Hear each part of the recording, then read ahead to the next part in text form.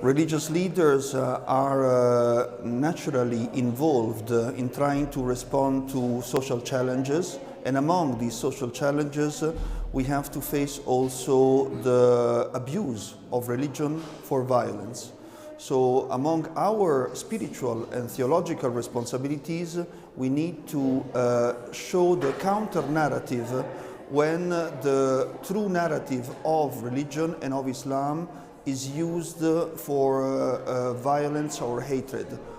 and also to help society and citizens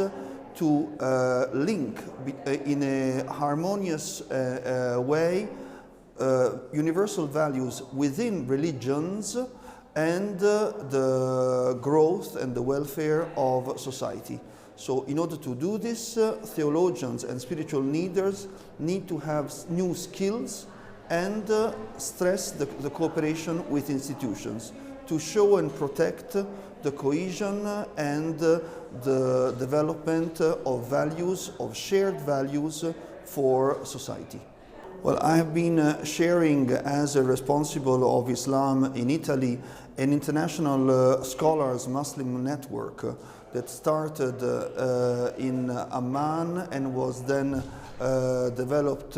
in the Vatican and developed in the Emirates and in Marrakesh, where in Marrakesh there is this declaration where we showed at an interreligious level how human rights and religious freedom and the respect of institutions, even secular institutions, as well as society in its development, are strictly connected and need the responsibility for all, and there should not be any hatred and any discrimination for any minority.